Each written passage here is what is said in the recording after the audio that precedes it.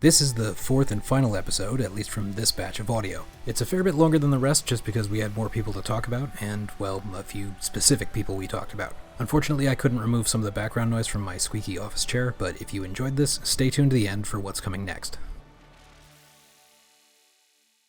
Yeah, I think we should probably move on to the Z-Brats tier. Oh god, it starts. Here we go. So yeah, let's start with Homare. The Wunderkind. Yeah, and his little goth boy aesthetic. I have to bring up I was looking through the pinned messages in our so I have a Dragongate group chat with a couple of pals, Anthony and Milo, and I was just looking through our pinned messages of stuff, and some of Anthony's best ever work at when Homare debuted, which is crawling in my skin, I debut then turn heel. And I've had that stuck in my head for the past couple of days. And, you know, I'll get to it when we talk about Jason, but I see a future of a Jason and Homare edgelord team. Edgelord, father and son, very powerful. Something that's so interesting to me about Homare is his kind of spaghetti at a wall approach to wrestling. Yeah. Where he just tries stuff. And he just flings. He'll come up with something and sometimes it won't even work. And I think that's really fascinating, where it's just like, yeah, but I tried it. Yeah, no, and it's really bold of him as well, considering the position that he's in, like I said, the Wunderkind, and then he debuts and then he's immediately in a unit, and he's still visibly working it out, but unself-consciously working things out, even as a heel. Mm-hmm. You don't tend to get that. Jay brought something up on commentary that was pretty interesting, or he might have posted about it, just talking about how Homare, since he went directly under the wing of Shun, he didn't have the guidance that a lot of people usually get from working with veterans for a couple years after their debut. And so he's now still kind of figuring it out, but under this umbrella of corruption and manipulation. Yeah, it's kind of like, do what you want, cause chaos, however that may be. And I really like the whole idea that you could have just this like Shun-pilled rookie who didn't want to say who his favorite guy was as he was coming up, and then as soon as he debuts, he's like, this is who I want to, hitch my wagon to. That whole segment after his debut match was so incredibly put together. It landed so perfectly. Just the way that he immediately went from like this plucky young upstart to this kind of stoic, emotionless heel persona. It's not a phase, Mom. Yeah. Yeah, I mean, even before he started doing the eye makeup, he was just, his expression completely changed. Yes. And his mannerisms, and it's like, this is a kid who gets it. Yeah, he completely understands. I know they're not considered generational rivals directly, but I can see with both being, Wunderkind, as you said, Homare and Ryoya have some potential for some really interesting interactions in the future. Oh, absolutely. I mean, even just sort of like putting them on that stage in my head, I'm kind of like vibing and interested to see how that would play. Especially because Ryoya's getting more interesting as well. Yeah, that has some really interesting implications for, future Bravegate matches, or even if they both, get to that level, Dreamgate. I mean, still very early in Homare's career, and Ryoya's, even though he feels like he's been around for longer. Yeah, I know we talked about that, but I keep thinking about that and going like, he's been here for like 20 seconds. Yeah, he's still a baby. It's really interesting to see, like, with his going back to his ring style, where he's just trying new things, but at the same time, he's also just spamming super kicks between all those moves. This is a kid that was brought up on video games. And probably Young Bucks matches. Again, real. But he's also got that sort of like rebound cutter move that I really like. He's already got some interesting signatures, and I think it's pretty cool just to see him kind of have a style by not having a style. Yeah. His style is just watch me evolve, watch me try stuff. But evil. And in the middle of it all, I'm just going to, hit some strikes and do a couple signatures. Yeah. We're burying the lead ever so slightly with his debut match as well, which was wild when you really think about it, of how Mm-hmm. good that was and how much that set him up for success, even if he's pulled back because he's doing heel things. Like, because we know where he can go. Like, that was the start. I mean, it's always trial by fire if you're gonna, get in there with Mochi for your debut. But there's nobody better to debut against, I think. Mm-hmm. And even that was like sub 10-minute match, I think. But he was still able to show so much. But I am interested in seeing how he evolves differently, because there is definitely some truth to that, where he doesn't get his first year or so working with the veterans. He's going to be part of Z-Brats, or whatever Z-Brats evolves into. So they could keep giving him, singles matches against veterans, but they're pretty much just throwing him into the deep end with, multi-man tags. And It will, I mean, again, completely speculative because we can't possibly know, but it'll be very interesting to see what happens on the sort of dismount when he ceases to be a heel as well. Because he didn't have any time, like, as an active member of the roster, playing a sort of neutral role. As a heel, he still gets, tons of Homare. Yeah. I mean, the noise he was getting in his debut match, to the point where it genuinely felt like a betrayal when he decided to join, well, he stated his intention to join Z-Brats, is bonkers. Yeah, and just already that early in his career, just the support he was getting. I remember thinking at the time, it's got to be some kind of ruse. He's like infiltrating to betray them later or something like that. But no, he actually wants to be with Shun Skywalker. He's just secretly 14 years old, is what it is. And he's not that far off from being 14 years old, too. No, that's true, actually. Because I think he's 20 now. He was 19 when he joined them. Yes. Well, he just turned 20, right? like the week before his debut match. I imagine they wanted to wait for until he was 20. One to watch, as they say. Yeah, keeping an eye on him. Let's move on to, I believe it is actually pronounced Gianni in Maltese, but because that is very close to Italian. Yes. Well, I looked into this. But they do call him Gianni. Yeah, they do, because of the way that they render it in katakana. I did look into it, and Maltese is actually a really interesting language, because there's like Italian Maltese and Arabic Maltese. I mean, that makes sense due to the location. Yeah, so every day's a school day. That's your one fun fact for the day. If you take absolutely nothing else away from what I've said, which is, likely, look into Maltese. It's a fun-looking language. Yeah, apparently the godfather of Maltese pro wrestling. I love an overly narrow superlative. Literally good for him, but that's still very funny to me. I had not seen him before he was... I know he had done some All Japan work and had actually tagged with Takashi Yoshida before that. That tracks. But I had not seen any of his work before he had his initial heel run. I assume he's coming back at some point because he's still on the roster page. But and he gets such a massive reaction that it would be foolish not to try. I looked him up just to see what he was doing recently. He did some dates back home in Malta, and then he did a couple of Switzerland dates, and now he's wrestling in Finland. The mainland Europe scene, obviously, because Europe's so big and diverse, it is really interesting. You just hear about all these random, well, not random, but the little communities in various places that don't get a lot of airtime because they don't have a lot of reach outside of their community, and it's always joyful to hear things like, oh, the Finnish indie wrestling community. I'm like, yeah, of course, why wouldn't there be? It's my own foolish pride to centralize myself. As far as outsiders go, he is a very strong presence. I know everyone criticizes his shitty knee drop finisher. It's so funny. Which I've seen it look good. I think he's holding back, actually, because he just doesn't want to break these young boys. A lot of the time he is just more of, like they don't have a lot of wild brawler types coming through, so it is interesting to see that. Yeah, he mixes up the energy.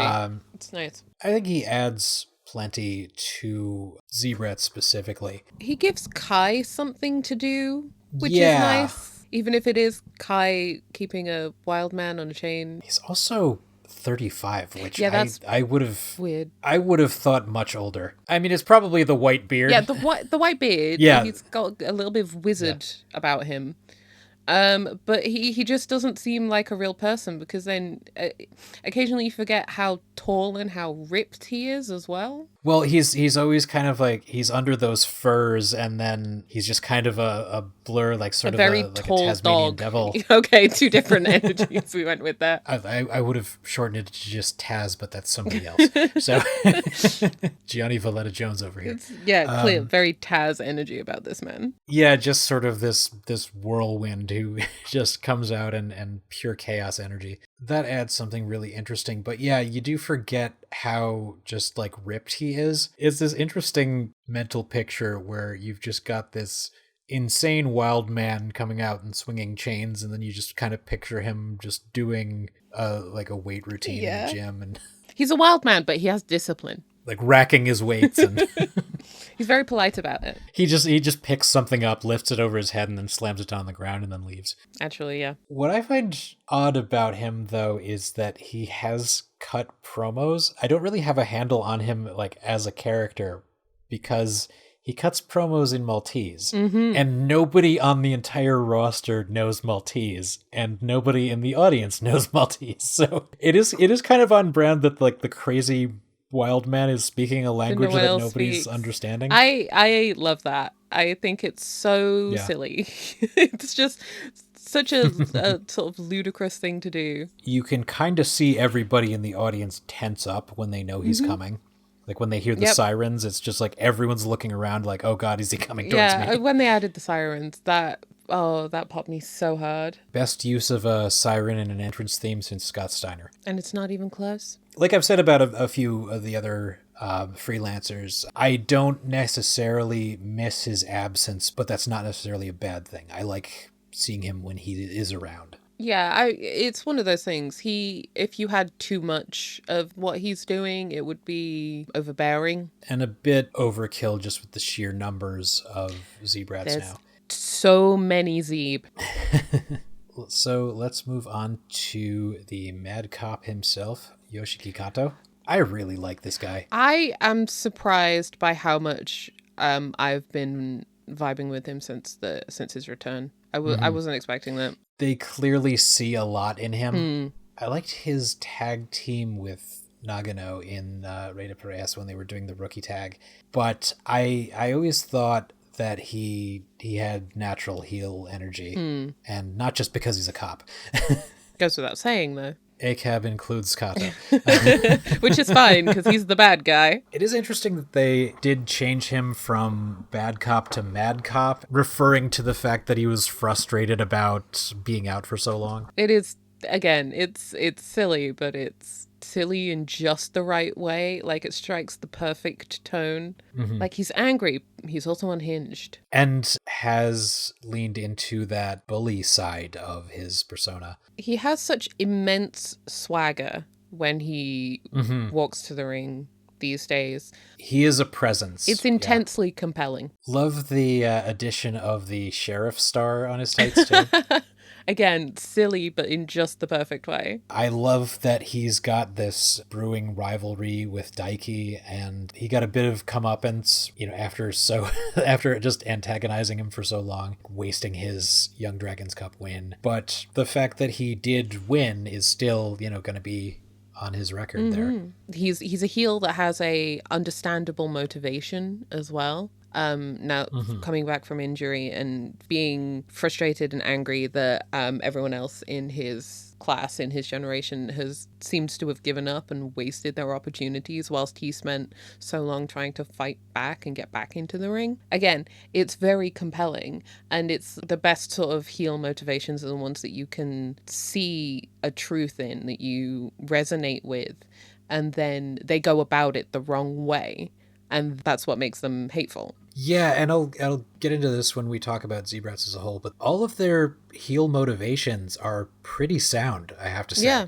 Like, it's not just bad guys for the sake of being bad guys. And Kato is one that I sort of half expected a face return based on Shun calling him a noob. Yeah, what all was that? It's just Shun being Shun. Yeah, I take everything that he posts on social media with a grain of salt, but calling him a noob, I kind of expected there might have been a bit of a betrayal. And I think if there is some kind of impending rift or split with Z-Brats, then I think they will probably end up on opposite sides of that. But yeah, Kato, I think, is definitely more on the bully end of the Z-Brat spectrum between like crazy psycho and bully. I think there's a clear distinction between the He doesn't have any affectations, or like he's not trying to hide any of his intentions or motivations in the way that some heels do. Yeah. There's no scheming with Kato. He's like, I hate you, I'm going to cause you problems, which is very strong. Very cop. Very cop. He's one, I think, to really watch this year in particular. Yeah, absolutely. He's probably going to get a pretty major push.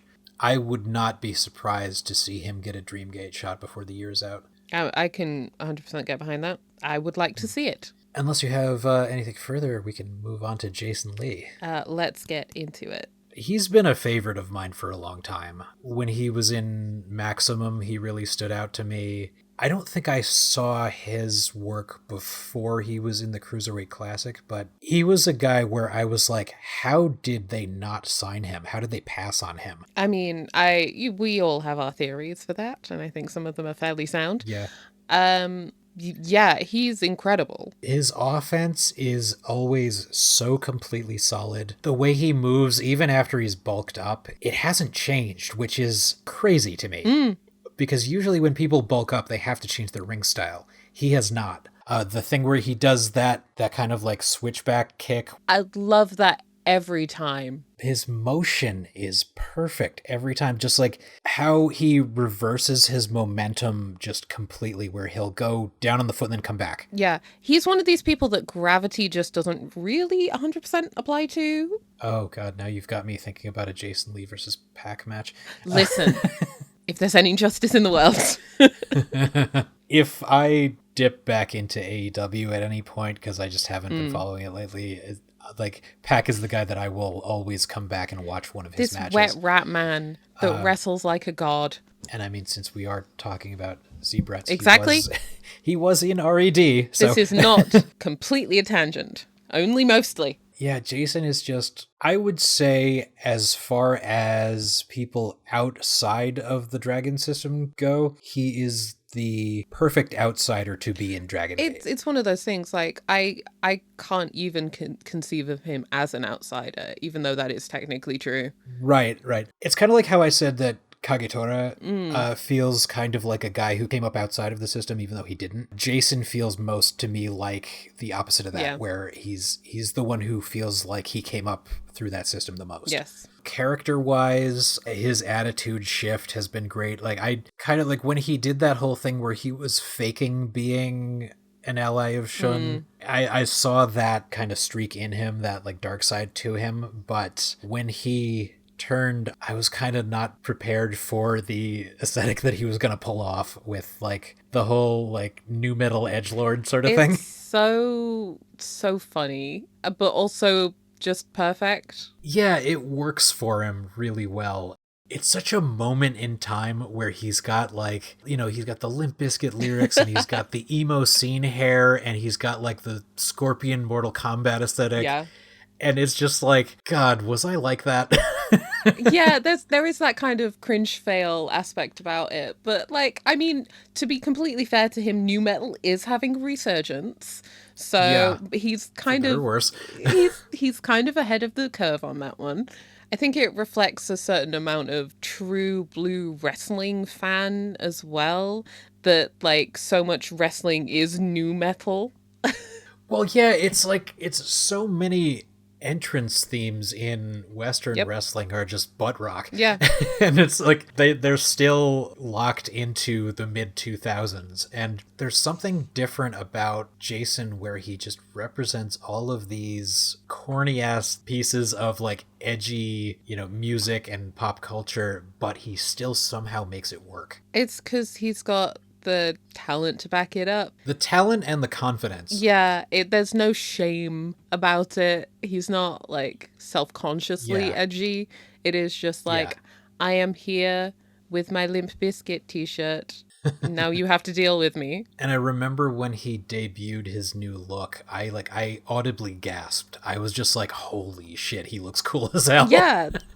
Like that's the thing. It's so, in a lot of ways everything is so lame that it kind of loops back around to being cool. Yeah, exactly. He's got like the eye thing and the scene hair that's over his eyes It's most just of the time. so And wrestling. It's so like pure distilled wrestling. I don't know if I get what that big kind of like sunburst thing that covers his other eye when he makes his entrance. I'm not sure I get what that's in reference I to don't or get what it, that is. but you know what?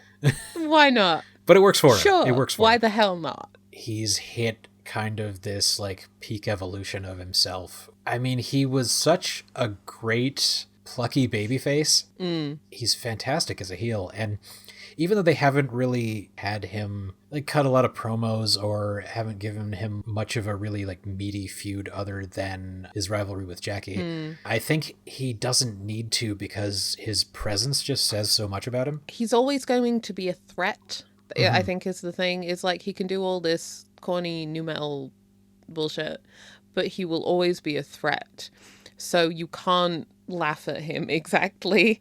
It won't stop me, but No matter where he is on the card, he's going to be a guy that can bring it. Yeah. You're always going to get a good match out of him. And he doesn't have to change up his style much as a heel either, because like even the spots that I pop for are necessarily babyface maneuvers. I still, I love the Maximum Driver because of the name, because I was a huge Maximum stan. But even that callback, just like integrating parts of his past into his current persona. and then using them to do damage, like I find Yeah. that an interesting friction. There's a lot of interesting sort of frictions in Jason's character. I do think there is a slight missed opportunity with him since he is fluent in English. I think it would be really interesting to have him as a heel on English commentary sometimes, Yeah, because they don't usually do heel commentary. I think my general apathy towards commentary in pretty much every other promotion means that I don't really have that much of opinion on what actually is good or functional heel commentary. I've only really experienced bad heel commentary. Yeah, that's fair enough. And the slightly more casual dynamic of Dragongate commentary is one of my favorite things about it. So, I mean, I'd definitely be interested to hear that, because I think you could do some interesting character things with it. And maybe with Dragongate doing more in the States and more internationally, that might be something that comes along. Yeah, because Ho-Ho can only do so much. The man's going to work himself into the ground. I mean, lately, when Ho-Ho has a match, they'll send somebody with very limited English up to Jay. That has its own charm. I do love that. Yeah, it absolutely does, but I think there is an opportunity, even for a match or two, just have Jason go up there and just antagonize the hell out of Jay. Which, I mean, I'd be down for that. Yeah. That would be very funny. Like we've said, certain people are the platonic ideal of a Dragon Gate wrestler. I think Jason is the platonic ideal of an outsider coming into the Dragon system. As much as I've said about him, I will sum it up with, perfect, no notes. I find his dynamic with Shun so endlessly fascinating, to the point where I can't even really talk about it, because then this is the problem that we have again with Dragongate, is that you start going down one road, you end up going down over the course of several years. And Shun and Jason's whole deal is very much that. Again, going back to the cage match, because the cage match has been the foundation of a lot of stuff that's sort of directly impacting what's happening now, that was Jason's solidification as this threat, this shadow over Dragongate, in the fact that he can operate independently of Shun. Yeah, and kind of building off the whole arc of Shun saying Jason was his property, but now Jason rejoining him, he has gone on record as saying like he doesn't like Shun still. Yeah, I mean, why would you? But he's able to, use Z-Brats as a way of gaining success, and now he's a Twin Gate champion as of this recording. So, exactly. And like you've said about a few people, he's been able to go after what he wants. Yeah, he's been empowered to do that. His heel turn was kind of like you were saying about Minoura with Gold Class. Jason's betrayal hurt me. Mm-hmm. It did manage to completely blindside, I think, everyone. Well, the fact that it was on a Sambo Hall show. Yes. They had the tension between him and Jackie, and some people were saying like, oh, he's bulking up, he's probably going to turn heel soon. But I didn't see it happening the way it did, or at that particular show. Not specifically. At that time. For the most part, not a lot happens. It's been a little more frequent now that the smaller shows do have bigger plot developments, but to have them just be in like a random tag league match and Jason just murder Jackie with a kick as he does. So good in the way that it was so awful and heartbreaking and horrifying, but also thrilling. But yeah, I mean, Jason's one of my top guys. I know this about you. Let's move on to ISHIN. God, speaking of gremlin energy. Speaking thereof, ISHIN has stormed the top lad rankings. He is the bias wrecker in the past sort of 6 months, because he's just living his best life and he's doing some of his best work because of that. Mm-hmm. He's just found a new energy, a new charm to him. You know what I particularly love about ISHIN's heel work is that he's allowed to be funny in a way that a lot of heels aren't, because he can crash into Prime Zone and just be a complete asshole to everybody there and be annoying and just an utter nuisance and just be funny about it. Yeah. But he can also show up on the main shows and do the same thing without it being a departure of his character. Exactly. One of the things that sort of really gave you the heads up of where ISHIN was going was in some of the Prime Zones in sort of the middle of last year, where there were just times when it would just be him backstage on a several minute long just rant. Mm-hmm. And like, I speak very little Japanese, I'm working on that, but just sort of seeing him just go off was so delightful. Yeah. Because it's especially as well, considering ISHIN's trajectory through his career in Dragongate, the fact that like he's very much at the point now when they can just trust him to do that with no qualm, and it pulls off perfectly. I mean, as somebody who is still as relatively new to the roster as he is, that is really impressive. He came up with Rita and Fuda. I also just love the fact that when he was in Bravegate contention, he was like, well, I'm going to be the guy who loses the Bravegate and then gets it back and makes the title my own, and I'm going to dye the strap. Like, I'm going to be like the Bravegate guy. And then as soon as he loses it, he bulks up and he's like, you're never going to see my abs again.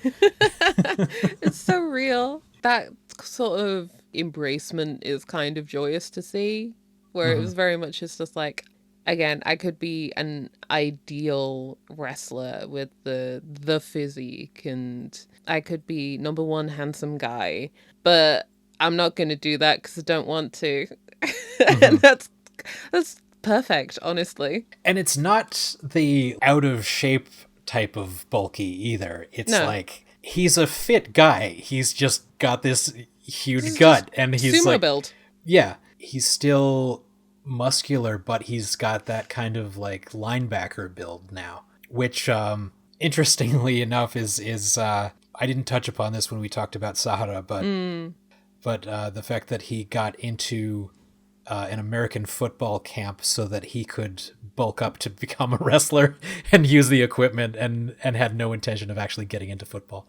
Very funny. But yeah, Ishin is in the ring. He's such a force now too. Yes. The Dreamgate challenge, I think about it constantly. I think first of many for him. Yeah. Oh, absolutely. Especially because he brings something different to, and I mean, talking about that with Yamato's defenses for the Dreamgate, that there's just a different texture, a different quality to each of them, and that Ishin can bring both a really engaging match. The actual wrestling is engaging while simultaneously doing just shenanigans on top of that. I love judiciously applied shenanigans in the right context is my favorite thing. I think if the Reiwa 6 were named a little bit later, I think he would have been easily part of that group. Because you've got, like, the Reiwa 6 are all 2016 to 2020, with Kikuta being the latest. Yeah. I would say that out of everyone who's debuted after that, I see Ishin being the first Dragongate Future grad to make Dreamgate, I would say. That's my bold prediction. Well, I'll write that down in the spreadsheet. I mean, unless they really want to get behind Fuda. Well, remains to be seen. I'm very excited to see, because Ishin is one of the ones who has, as of now, been announced to come over for some of the sort of shows around Mania Week. Yeah, I'm going to be seeing him in Prestige. Yes. Yeah. Especially Prestige. He's going to play very well in Prestige. Oh, I'm sure. I'm very interested to see how international audiences who might not be familiar with him take to him, because he's just such an easily readable character. I always kind of wonder if Riki didn't retire early, where Ishin would be right now. Yeah. I wonder if you would have had like the double heel turn, or if it would have been like a sibling rivalry kind of thing. Sorry, my brain I think probably because of the sumo connection, and my brain went into traditional Japanese arts, and I was like, what if they retold the Soga brothers? And that's just such a unnecessarily niche thing for me to... Why am I thinking of Kabuki? Anyway, when I was getting into Dragongate, I was watching the shows that were happening at the time, and we were also going back a couple of years. And took me an embarrassingly long time to connect the Ishin of today to the Ishin of a couple of years ago. Because obviously his stature and his physique has changed a lot. I don't know why I was still like, that's not the same person. Yeah. I was literally being told it was the same person, and I was like, no. I'd say there are 3 separate iterations of him that you could say those are not the same person. Debut with the feather boa and the singlet. He should bring the feather boa back. I'm putting that out there. Bring that back. In some capacity, yeah. Prime Zone, at least. And then you've got like the shirtless, totally ripped Bravegate contender Ishin. And then you've got like the big gut and the blonde hair and the facial hair. He's like everyone's favorite side character in a Yakuza game. Oh god, I could see them putting him in one of those games, because they've had wrestlers before. Do it, coward. I love, and this is going to segue into talking about Kai, but I love his dynamic with Kai, as Kai's his sort of like asshole dad. Yeah. Well, it's like it's kind of like the predecessor of the Jason Homare potential for that dynamic as well. You have this is Kai and his large son. I remember people thinking for a long time that Kai was going to turn face, and it just never happened. I think people were predicting that he was going to be like the next one to get sick of Shun, which still could happen. Could happen. I need something to happen with Kai. Just something. Yeah. I do think it kind of just makes sense at this stage of his career that he is just kind of there a lot of the time. You know, he's the longest tenured in Z-Brats, technically, even having like, you know, history of RED before Shun. Yeah. So he's still kind of that one holdover from that era. But yeah, I think he's about due for a change. Yes. Is he enough of a veteran to go into Paradox if he left? I mean, I don't think I can make that judgment. Well, the interesting thing about him is that he's the only outsider in Dragongate who is from Japan. Oh, yeah. I noticed that when I was putting my roster videos together. It's kind of interesting because you've got 2 from Mexico, 2 from Hong Kong, 1 from Malta, and then Kai. You've got Kai, who is Keiji Muto protege. Not doing any of that.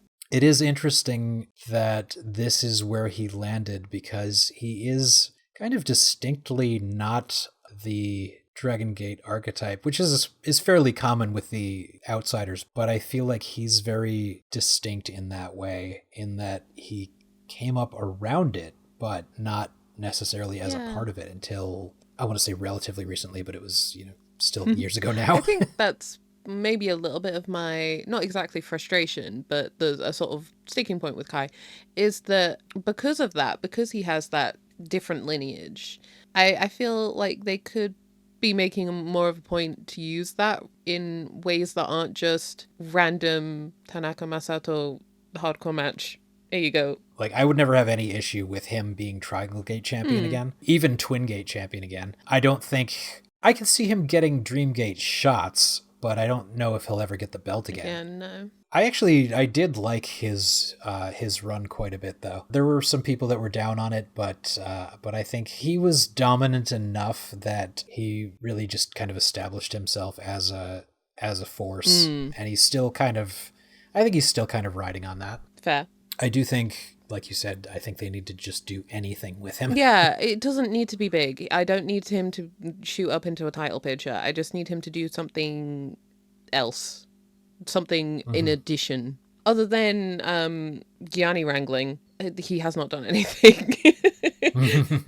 God, his spread eagle taunt gets me every time, though. Explaining that to people that have never seen Dragon Gate before, and even a couple of people that have never seen wrestling before, was a choice. I don't know if I could even explain it now. You can't explain it. You merely have to be like, welcome to wrestling. Welcome to Dragon Gate specifically. He just does that. He uniquely kind of has a dirtbag energy. Yeah, very that. I think he still adds a lot to Z-Brats, but yeah, he needs something. Yeah, it's not like he's dead weight. He's just the guy that's kind of there right now. Yeah, no, he's definitely not dragging them down by any means. There was that stretch of time where he had the bicep injury and he was still working hurt, so he had to limit his time and limit some of the things he could do. I believe he's fully healed up from that. So seems to be.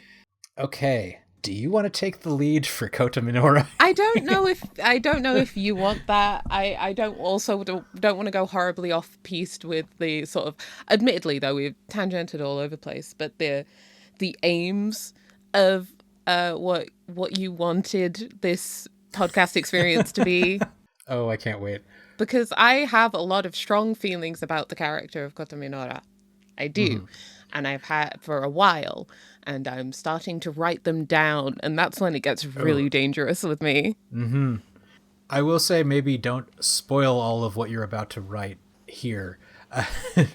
But I will give you my basic summary, which is something you've heard me say before, Go for it. Which I've posted elsewhere, but I don't think I've actually said on my channel yet, which is that for a long time, I think Kota Minoura had this sort of persona where he was a bit too big for his britches and kind of punching above his station, and I don't think that worked for him because I didn't really feel like he was there yet as far as like where he was, and that was, to be fair, that's part of the character, is like is not really like deserving of his spot and wedging himself in anyway, but he still thought he was the guy at the time, and I didn't really believe that persona coming from him.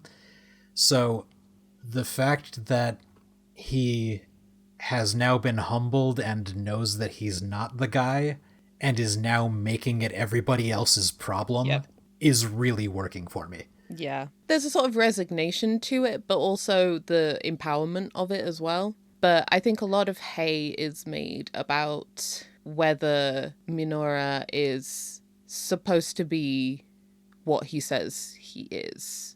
To take a talking point from Anthony, it wasn't that the company was trying to tell you that Minoura is the future ace, that he is going to be the biggest deal. It was Minoura who was telling you that. Right. And we're sort of coming round to the consequences of him maybe finally realizing that he was not correct. He was too big for his station. He was entitled. And I mean, he's still entitled. That I think it's his fatal flaw, is that even if he does, he may have come to terms with the fact that he isn't going to be, Yamato 2.0, he still has that hubris. It's still his fatal flaw, that it's the one thing that's going to keep him from, he has to be able to overcome that. And he is not currently interested in working on himself. He's not currently interested in overcoming that. He's kind of got without, the connotations that comes with this, but it's almost like an incel sort of energy. Where, do you know what I mean though? Where I'm owed this. Where it's like, I don't have to change. You have to change. Yeah. You should do the work. Why should I? Yeah, and just completely self-unaware of what he needs to do to work on himself. Yeah, that he's ruining his own life. But is he? Because it's working. His problems are his own. Well, that's the thing. That's it's never going to be as clear cut in one thing, because it's wrestling. It's a soap opera. It's a melodrama, and it continues forever. And not everyone gets appropriate comeuppance. I mean, I can understand why people could get, or historically have been, frustrated with Minoura as a character, because I think there's legitimate frustration to be had. But I also think there's a lot of that legitimate frustration that is also part of the storyline, that's part of the character experience. Yeah. You are supposed to find his sort of pretty boy posturing really annoying. Yeah, I mean, it kind of went into effect right at the beginning of Gold Class too, when he had that that ridiculous robe with the tribal patterns on it, and just so much, and the feathers, and yeah, it was a lot. And he had just come out of, let's say, a breakup. I mean, apt. That kind of reinvention you do where it's oh, well, I didn't need him anyway. Yeah, I didn't care. That didn't actually matter. I don't care. I'm reinventing myself. I'm trying new things. But I'm doing it for me. This was my choice. Even though it was Doi who handed it to him. Doi's the older guy you rebound with. Oh, God. Don't paint this word picture. I need to. Let me have this. Okay, get on AO3. No, once you get me on an extended metaphor, there's no stopping me. But yeah, it is kind of Doi just kind of swooped in there, and he was like, no, actually, you're a good-looking young fella. How about you join my crew, and we'll go and scope out all the ladies. That's just about as sleazy as it needs to be for Doi, actually. Yeah. That just reminded me of that kind of energy from Doi, recruiting Minoura and just trying over and over, and Minoura was like, oh, I still got some shit with my ex going on. I don't know if I want to sort out things in Masquerade first before figuring this out, and then finally relenting, and then Doi takes off. And I have mentioned this on my channel before, is that I feel kind of bad for him because of all of the drastic tonal shifts from Gold Class. He was a guy who was just kind of thrown into that role, and they didn't know what it was going to be, and they kept shifting, and Gold Class's first year or so was cursed with injuries and Ishida leaving and Doi leaving, and he kept having to reinvent himself. He did the himbo thing for a while, and then he was kind of the jerk punching above his weight, and then he was, the prince who exchanged roses with the fans, and so it's kind of like he took a long time to find himself, but that was not his fault.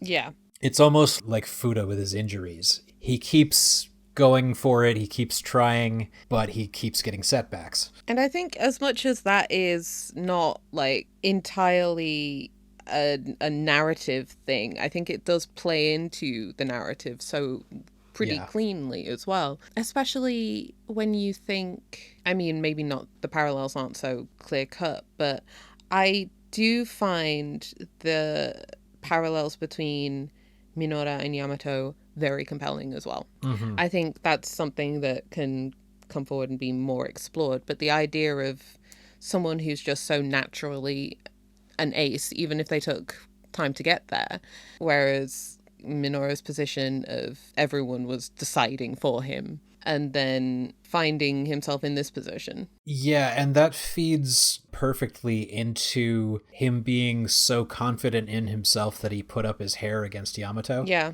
Even though Yamato was like, I don't want any of this. Yes. And even, told him to shave his hair himself when he lost. And like you said, hubris it's like his primary character trait, I think, is hubris. Yeah. In a way that I don't necessarily see that from really anybody else. Not in current Dragongate, and not so consistently. People have committed acts of hubris, but I think Minoura as a character is kind of defined by being prideful. Mm-hmm. Things are a bit different now that he's turned heel, but there's still that sense of he sort of lords things over people. It's so Shun coded. It's so Shun coded. Mm-hmm. And it is really interesting. I don't know if he's spoken up about it to the extent that Jason has about how he feels about being back on Shun's side.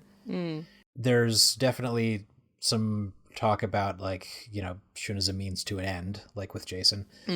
Which I think makes perfect sense for why they're Twin Gate champions right now. Their purposes are aligned. Yeah, but it is interesting because he was the one who objected the most to Shun's behavior and was, the one that Shun forced to stay in Masquerade. I think it's worth, when we sort of look at the echoes of Masquerade, obviously we'll talk to this more when we talk Shun, but the Shun in Masquerade, despite some of the things that he was doing, is still a very different beast than the Shun that is in Z-Brats. So with time and distance and seeing who Shun has also developed into, I can kind of understand why Jason and Minoura's attitude would have changed and seen and experienced different things.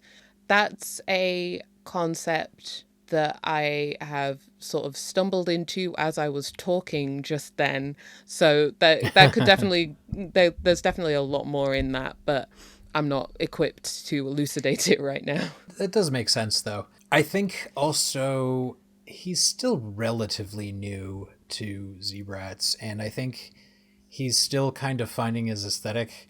He kind of looks like budget Ben K sometimes.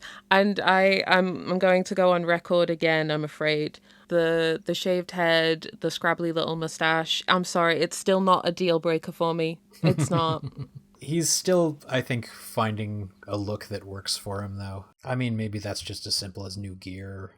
He's got new gear now. He's got a new set. Oh, he does? Okay. It's similar to the old one, but it's a new set. I did post a sort of, what level of wrestling brain rot is it when you can tell that someone has a new set of gear? That's what that was about? Okay. That's what that was about. Okay, I gotcha. That inexplicably he's got a rabbit on his trunks now. Right, I did see that, yeah. What's this Donnie Darko energy? Yeah, kind of comes out of nowhere. Never really saw that being part of his persona, but... well, we shall see. I mean, they called Jackie the jumping turtle for some reason, so who knows? Some things just do not translate. Yeah. But yeah, I think ring-wise, Kota's perfectly capable of putting on great matches. I like his variety in his moves. He's got so many signature moves now. And all named geek shit. Yeah, they're all like named after Apex Legends. Apex Legends and Twice, because he's still got the once. Yeah, and that's right. Such a dork-ass thing, and I love it. As a Twice stan myself. What is the Venn diagram of Twice fans and Apex Legends Unfortunately, fans? I think it might be me.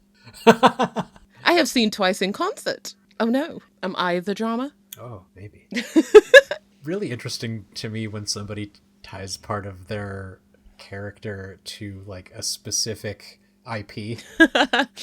At the very least, it's not too overbearingly, obnoxiously obvious. There's that at least. It's not calling anything like named after a fast food mascot, you know? Yeah. You have to know. Yeah, it's not like, I mean, this is a deep pull, but when X-Pac used to come out hawking an energy drink in his entrance, nothing quite that overt.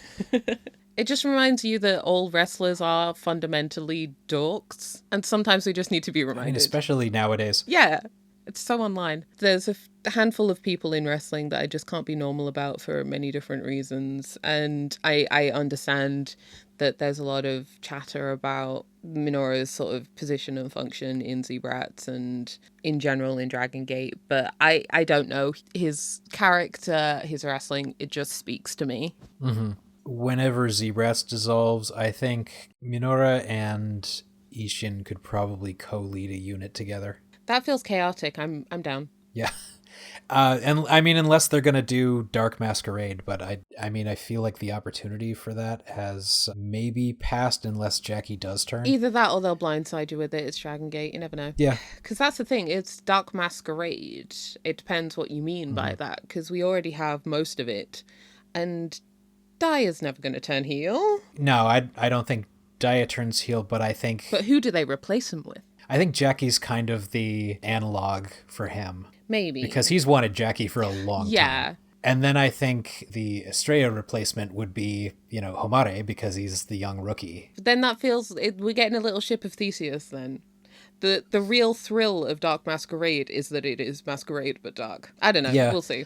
I just think he would probably retain Minoura and Jason and then add his kind of equivalents in his mind. I mean, we're slowly. Which, I mean, are we ready to segue into talking about Shun? Because this is going to be a meaty one. If we're talking about me and my writing projects, the one that I'm working on actively right now is a piece about Shun. So I have a lot of opinions, and I know you have a lot of opinions about Shun Skywalker.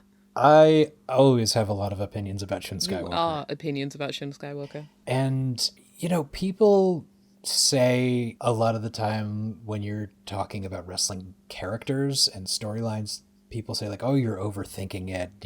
These wrestlers probably don't think this way about themselves. It's like, Shun Skywalker definitely thinks about this stuff. Absolutely. He thinks about things that, like what I'm doing with this piece about him, he's reading all sorts of stuff outside of the thing that will never probably make it into the final product, but it's there in the background. Well, I mean, if you just look at the way that he posts on social media, he leans so hard into the character all the time. It's in everything he does. Like that absolutely unhinged thing he posted where it was like a Photoshop of the roster with like their heads cut off. And yeah, he'll occasionally just post long screeds and sometimes just like an ominous picture, but he always scheduled to post exactly on the hour, which is such a detail that I've not seen. I didn't even know that. No, you can set your watch by it, honestly. The amount of times that I've logged in to, I've checked Twitter and it's just been, Shun's posted, it must be 2:00. Oh, that adds so much to him. He rarely ever posts on Twitter, at least, not on the hour. That's crazy. I would say that a perfect little microcosm of who he is during that Yamato match when, and I actually timed this because of course I did. Of course. He's got Yamato in a hold. Yamato reaches the ropes. Shun lets go. He sits there for about 15 seconds. Then he stands up, just stands there for an entire minute, doing nothing.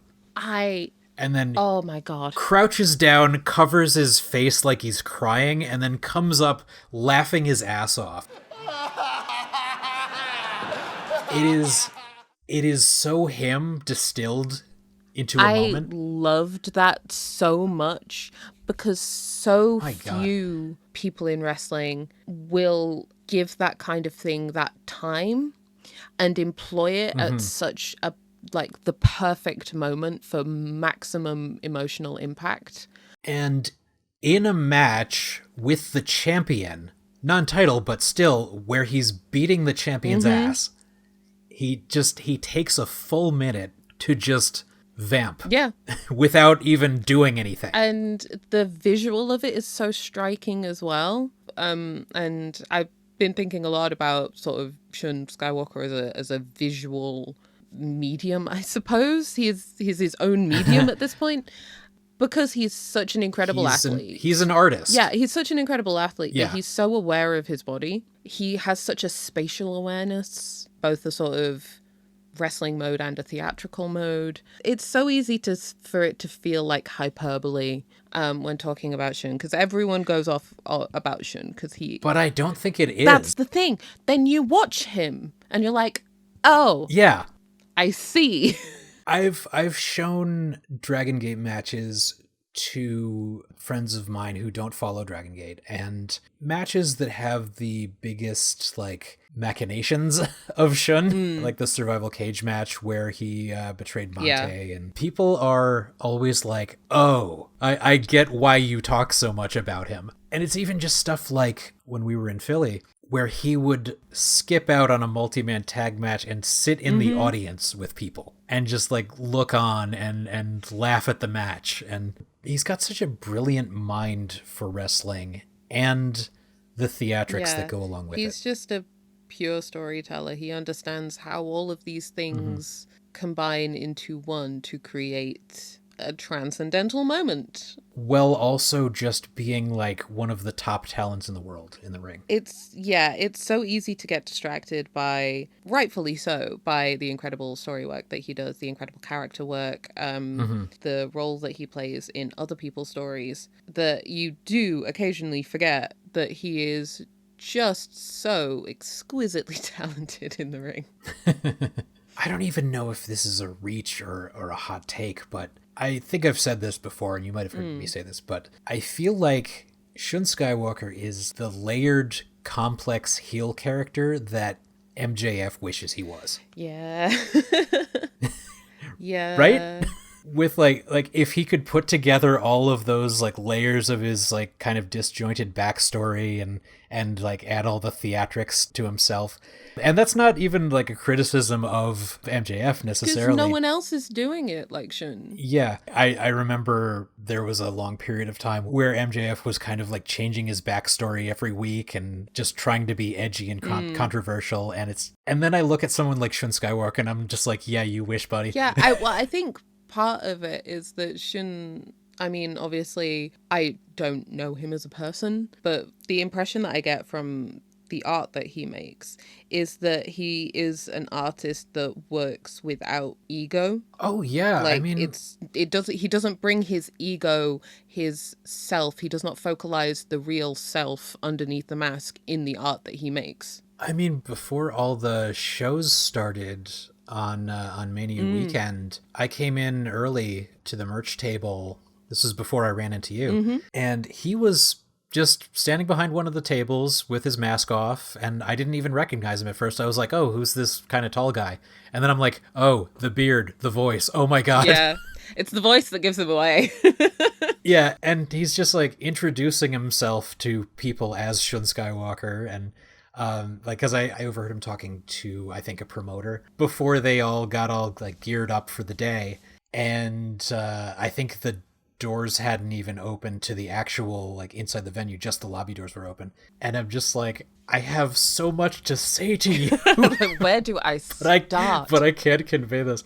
I did show him the picture I took of the costume shop across the street called Masquerade. Oh, you haven't told me this. He got a kick out of that. Oh, yeah. I remember that was like one of the first things that we saw, and we were like, oh, someone's having war flashbacks. Yeah, right. But yeah, he was very pleasant. He doesn't have a whole lot of English. He gets by, but I told him that I, made a documentary complimentary about him, and like he was very thankful. He was very gracious about it. You know, I don't know if he's ever watched it.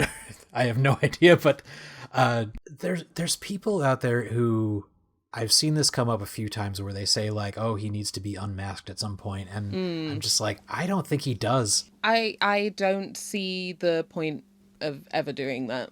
The only way, and this is fantasy booking, the only way I can really see it working is if it's a face turn where he blames the mask for his actions, and then he turns heel and it's all a ruse and he puts the mask back on. I mean... But I don't really see the necessity of that, because plenty of wrestlers are just masked for Forever, life. yeah. Ultimo's never going to take his off. Dragon Kid's probably never going to take his off. I don't think you need that with Shun. I think it's such a part of his character and part of who he is. And then you've got like the extra layers that he comes out with, those like big-eyed kind of like, they remind me of like Majora's Mask. Yes. Yeah. And like the LEDs, and it's so ostentatious. Like how many masks does this man have? Literally and metaphorically. Yeah.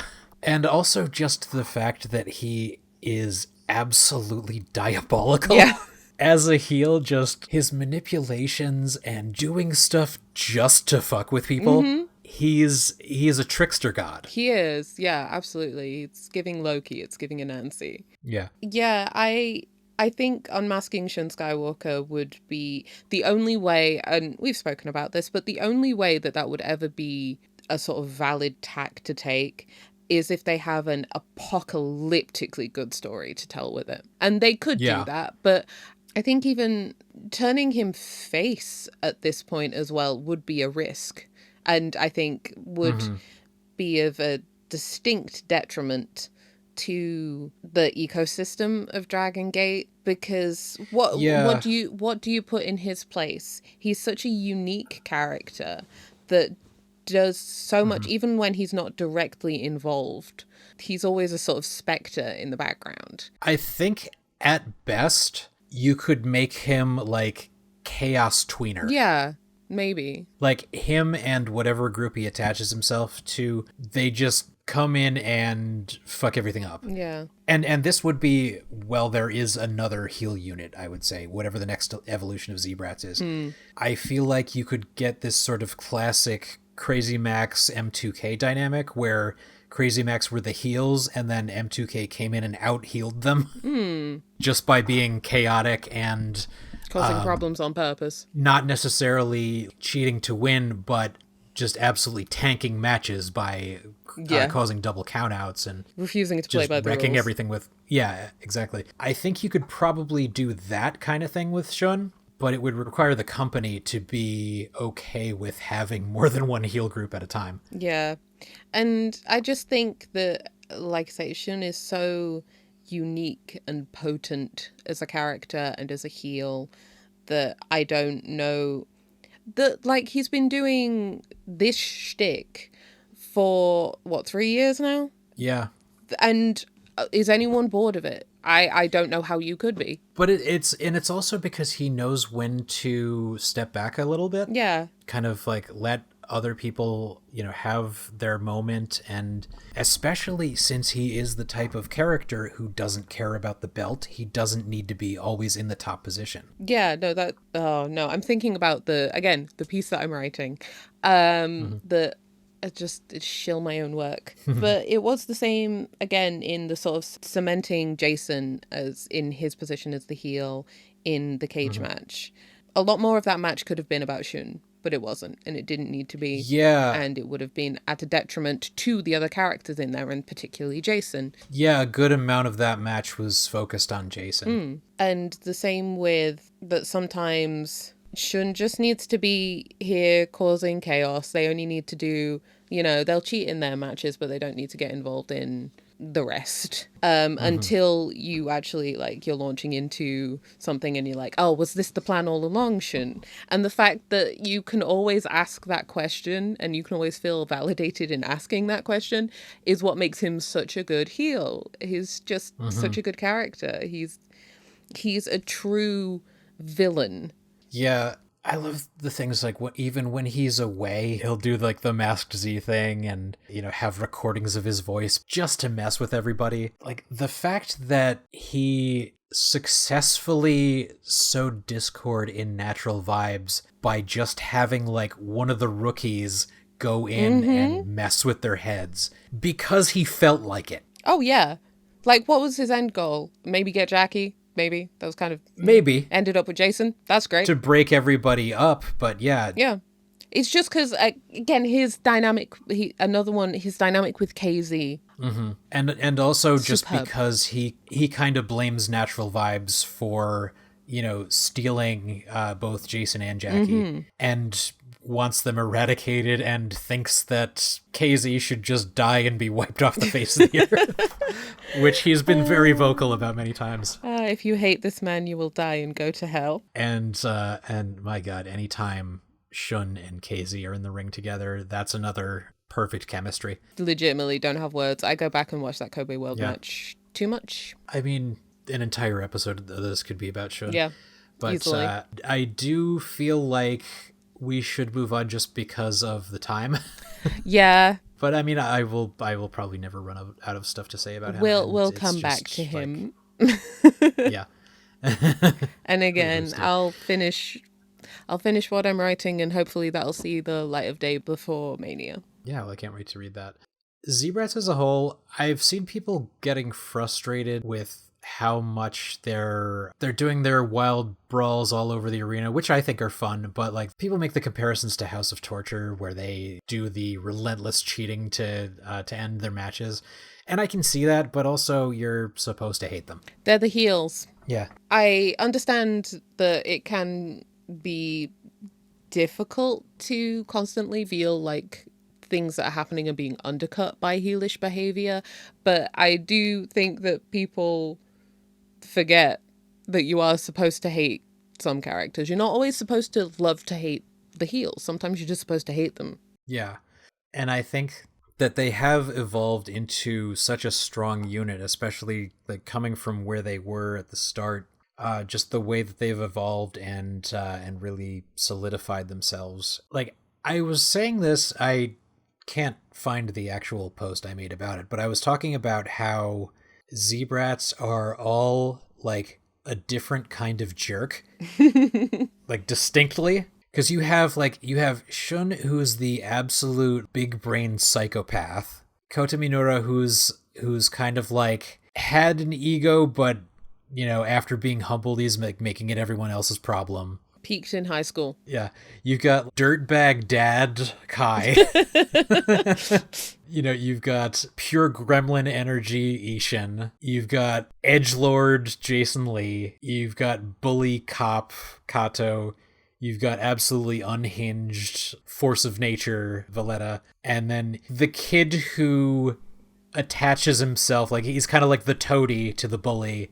In Homare. And all of those are very distinct, different flavors of heels, and all of them have distinct motivations for being heel. Yes. And I think that's such a strong makeup of a heel unit. Z-Brats, I think, are really up there with the all-time great heel units. It's the fact that they've managed to pivot to being... They're so dominant now, kind of out of nowhere. One of the issues, not issues exactly, but one of the things to note about like going back through some of the heel units in Dragongate, and even Z-Brats were part of it, is that they were kind of just dudes being evil together, and they didn't necessarily have that much in terms of a united goal or purpose, or necessarily even much in the way of interpersonal ties. Early Z-Brats were basically just RED without Eta. Yeah, the remnants, just with a new coat of paint, thankfully, finally, a new coat of paint and a better theme. I can't tell you how... Imagine going through, 2-3 years of Dragongate in a couple of months. So you're watching multiple shows a day. The amount of times I heard the RED theme, it's... I hate that. I hate that song so much. I hate it so much now. But I don't get bored of the Z-Brats theme. Fair enough.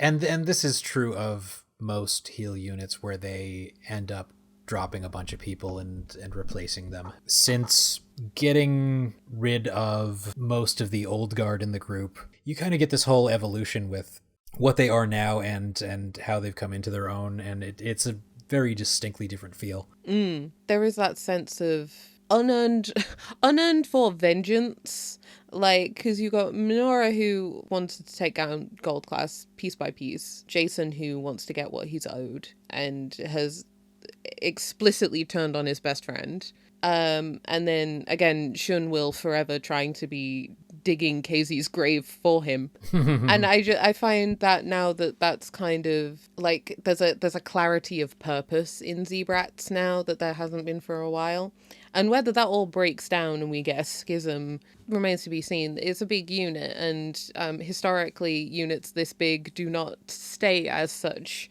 for very long, but it will be interesting to see what Z-Brats is at the end of the year as opposed to where it is now, because the heal units tend to evolve as opposed to just completely disband. Yeah. They rebrand, and maybe it's splitting hairs, but you tend to go from one thing to the next thing to the next thing without a break in between. So there's always that DNA. Well, they very rarely have heal units actually fully disband. Yeah. I mean, there's a direct line from Mad Blanky to Berserk to Antias to RED to Z-Brats. Yeah. And just the fact that they seem to be still this strong this long after they've formed, that's a real testament to their strength as a unit and just how they've how well they've evolved. But also you're sitting here going, oh, something's got to give. You know, what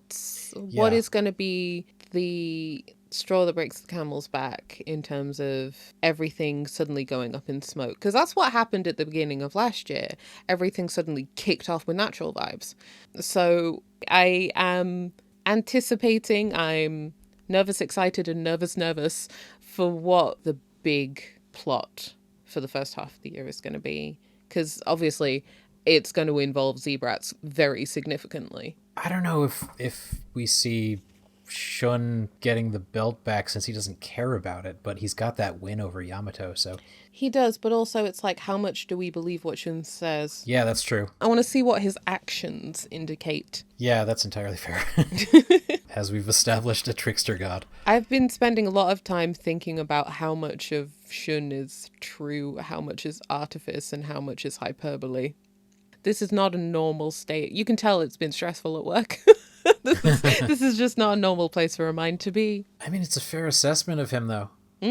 I'm all about fair assessments, as the last however many 8 hours have proved before editing. Is it time to move up to the Natural Vibes tier, do you think? We'll never stop talking about Z-Brats, if not. Well, let's start with the currently absent Flamita, who is apparently going to come back for even longer for his next tour. Yes.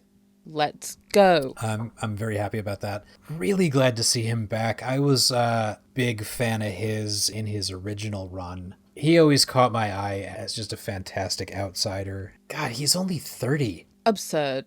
That can't be right. I always forget how young he is because it feels like he's been around forever. And again, I saw him wrestle in person in 2017. Yeah, he started in Dragongate around, I think, 2013, because that's when Millennials came in. Oh my god, a child. So yeah, he started there as a teenager, and unfortunate freak accident with Dragon Kid, but I mean, in general, the Flamfly is a safe maneuver. Yeah. I really like seeing him back anytime he's back. I am baffled as to why he never fully caught on in the West. I know he had some issues with like in Mexico, because he had, do you know the story of what happened with Octagon? No. So I believe it was AAA that had him as Octagon Jr. And then Octagon apparently showed up to some kind of like autograph signing or event or something like that. And he had this like entourage, and they were strapped. Like they had like firearms on them and kind of threatened him. Jeez.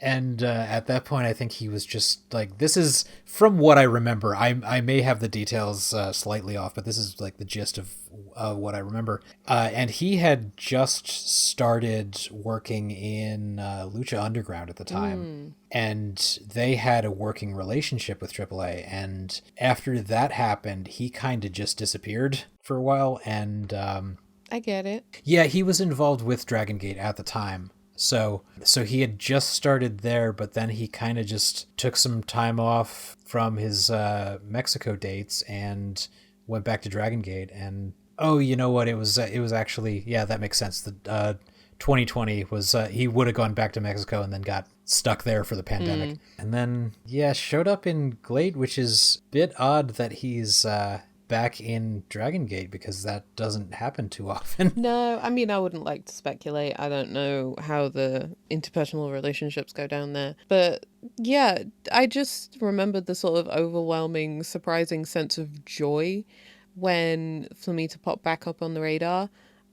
Because again, my contact with Dragongate's so weird and spotty.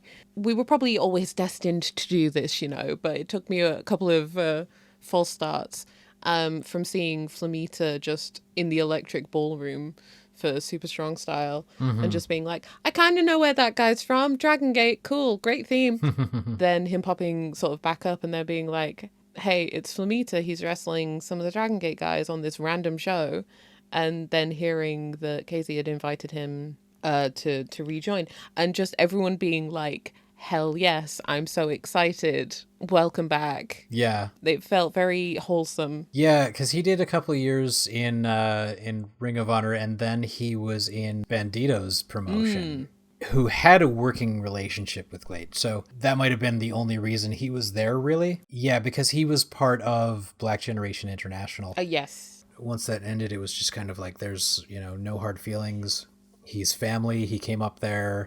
They love the guy, and KZ, bring him back makes sense. He feels like a natural fit in vibes, and going to be really glad to see him back, and I hope it's sooner rather than later, because he did say he's going to be back for longer this time, Yeah. So who knows what that means, but last time he did stick around for longer than I expected him to. We love Flamita in this house. Let us move on to UT. UT. I rebuke that. Fair.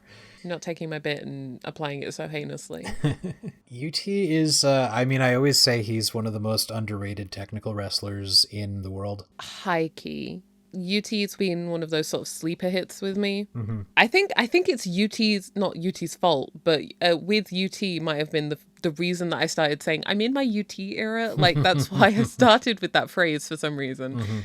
He's so good, and he's had such a spotty history and bad luck and injuries. Yeah, and it's poor timing. It's that same Ryofuda thing where Taylor's oldest time. The company always kind of seems a little hesitant on him because of his track record, even though he's been UT's been healthy for a while now. Yeah. But yeah, he was injury prone for a while. I always remember hearing like, oh, he's out again for another 6 months or however long.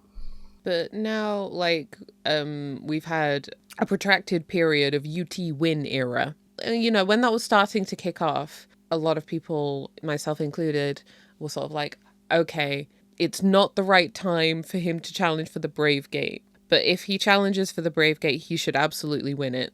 But then, obviously, time passed, vibes on the triangles, and that kind of took precedence. So it was like, it's the curse of UT that the timing never seems completely right, even when that's a positive thing. Yeah.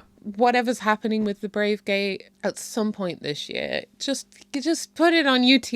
Just give him that opportunity. Let him take the Brave Gate in another direction.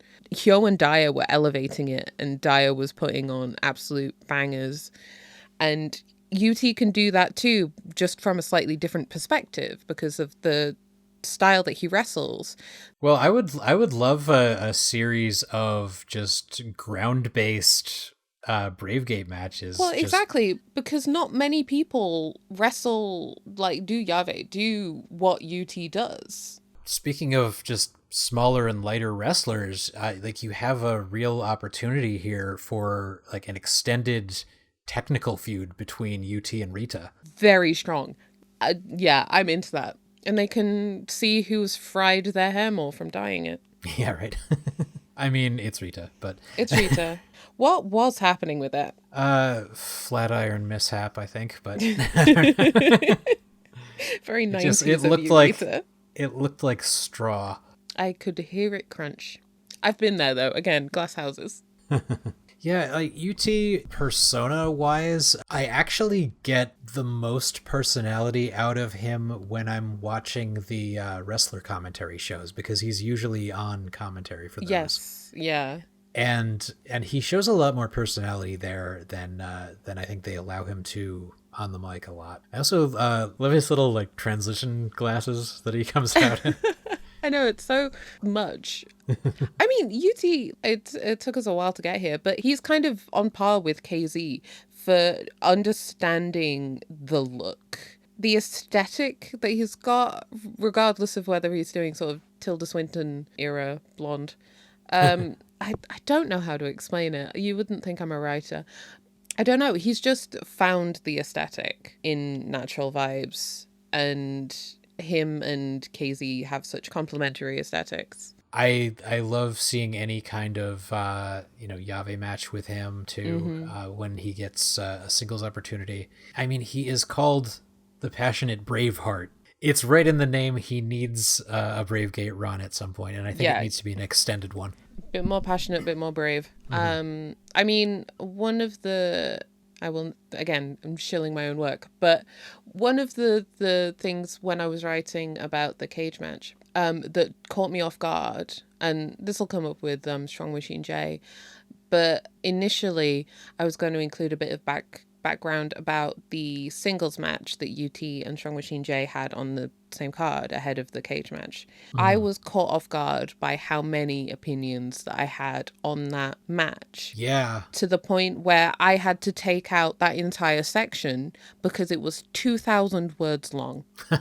I really loved how they made a really central through line with Natural Vibes on all over that show. UT's win and Strong Machine's like fake betrayal, and it was just so well done. It was very well executed, and it got UT arguably the biggest win of his life, I think. Yeah, and I think that match has gotten overshadowed in a lot of ways because of everything that happened around it, but I love that match. Yeah, I don't think you can really watch the cage match out of context without having that match before it. Genuinely, I think it's really, really important. It contextualizes so much. I would like it if they gave him more of a chance to show some personality.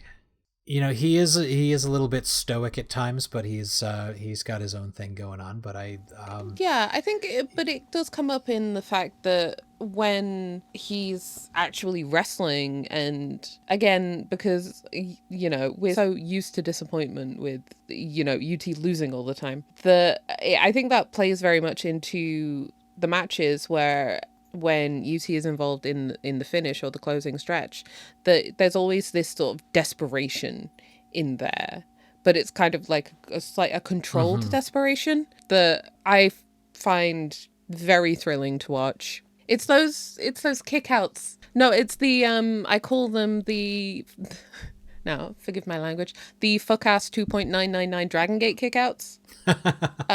Because there are a couple of wrestlers over here that do those as well, and I'm like, stop it. The Jay White special. Yeah. Just losing my mind. No, he's very good at that. He's one of the ones that, like KZ, has great underdog energy. But it's also just because the real life writes the plot as well, that it just right. You can never be 100% sure when the dice is going to roll. And he's another one who's deceptively young. He's only 31. Yeah, legit. I am older than UT. And for a guy who's been around for so long, it does not feel like that for just his experience level. So he's still got plenty of time, I think, as long as he remains healthy, which he has been for quite a while now. Yeah, it's just, life. Let's move on to the currently absent Big Boss Shimizu. A lot of mystery surrounding this.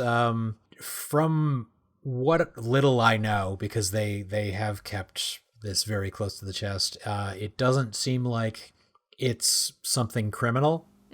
Seems like it's internal, and maybe just like some sort of code of conduct. Maybe I saw people speculating that he kind of pulled an SBK and partied too hard, but it's pure speculation. And but with I want to debunk that actually, because he had to be told what the pot leaf on his necklace was.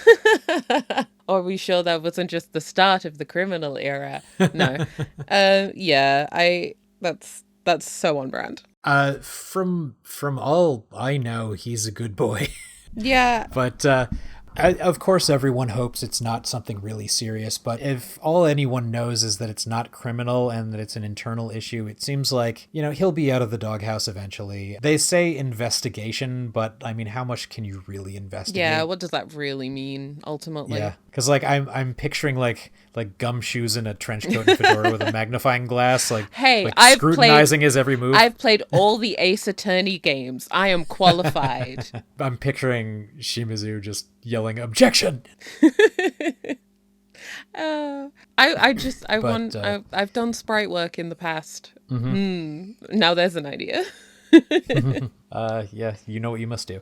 I mean, maybe he comes back with some sort of punishment. Maybe he's out of vibes, or has to kind of come up from the bottom again, something like that. Wouldn't be the first time he had to do something like that. Like Team Boku was kind of that sort of like reinvention of himself. He's reinvented himself a ton of times. Yeah, almost Madonna-esque. I hope it's not super serious. I hope he's back soon. I mean, that's really all I can say about him as far as the suspension goes. Like, I've told you my theory. Yeah. It is wild speculation, but the timing of it does fit. Yeah. Which is, I mean, the gist of it is that, like, maybe he got sick and didn't tell anyone, and that kind of violated a safety protocol. And then, like, if he got other people sick, then they would have had to change major plans. And that's my own like pet theory, but do not put any weight into that whatsoever. Like, take that with a massive grain of salt. Yeah, I am very much on record in various different places saying I don't know. I can't know. We'll find out eventually. It's not really worth stressing about, in the sense that because people immediately think of the worst possible scenario, and it's just not worth doing that to you, to yourself. And also, people start doomsaying because there have been no updates, and this isn't the kind of thing you get updates about. No, it resolves or it doesn't. Like, we probably won't find out until, people like interview Jay about it well after the fact. Yeah. Because it's not like the company itself talks openly about their suspensions and absences, and the only reason they had to was because he was Triangle Gate champion. Yeah. So yeah, I think it's just pretty useless to speculate about it. I mean, it is obviously, it's the timing of it all. It is sad that this had to curtail the Triangle Gate run. Yeah, because he did tie the defense record. Yeah, so there's that at least. But the other thing is that I do hope that it's not too much of a derailment for Shimizu, because the big Boss Shimizu character and the way he's playing, like, he'd taken a bit of a backseat, like, even with it being in the Triangle Gate champion team. Like, if we were talking about sort of a guy who's also there, Shimizu was kind of falling into that a little bit. Not necessarily in the matches, but just more broadly speaking. And the character works so well. He did find his thing where Flamita would monkey flip him and he'd land on his feet and start dancing. That was superb. Sublime. There was one show where Flamita monkey flipped him and Shimizu's chain just like launched off of his neck and sailed right past UT's head. And you can just see UT kind of like whoop. Like in slow motion, just kind of be like, what was that? It was great. I don't know. I mean, barring the worst of news, I think he's probably just like back where he was. Maybe they have some kind of like long-term punishment where they don't trust him with a belt again for a while, but who knows? like you said, you can't know. I love him in the ring. I love his persona. I hope to see him again soon. Just anytime he picks up 3 guys at the same time for a Samoan drop is just blows my mind how strong he is. Oh god, I was at something and I saw someone do that and everyone around me was like losing their minds and I was like, no, I've seen this done better. Such a hipster mood. Oh, he can lift 2 guys? Shimizu well, can lift 3. And that's just what we know about. Maybe he can lift 4. We don't know. Please don't try. That sounds dangerous. I mean, he adds a lot of personality anytime he's around. I do wish we got more of Big Ben on the last Gate of Nostalgia because I really loved that team. Yeah. I mean, just me being a Maximum stan. But yes, I'm sensing a pattern.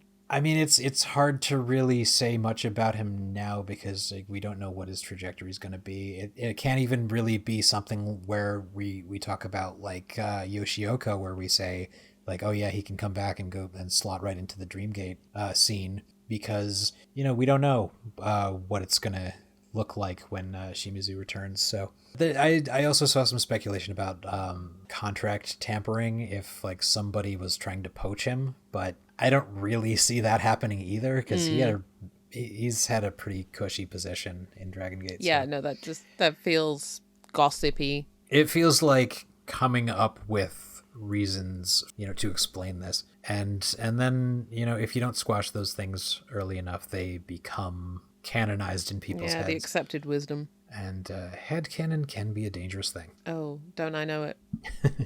I wish I could say more about him right now, but it's not much can be done about the situation right now. So let us move on to the man, the myth, the legend, KZ. KZ. If we're talking about people that I just have an overwhelming amount of affection for. Yeah, I'm right with you there. I defy anyone to not just be head over heels for KZ. How do you not love KZ? Legit. I would say that there's been some talk about how like Genki is the soul of Dragongate, which I can kind of see, but I think KZ is the heart of Dragongate. Absolutely. 100%. I mean, you always get 100% from him. He will always put on a great match. Best uppercuts in the business, yep. I think. Yeah, I said it, Claudio.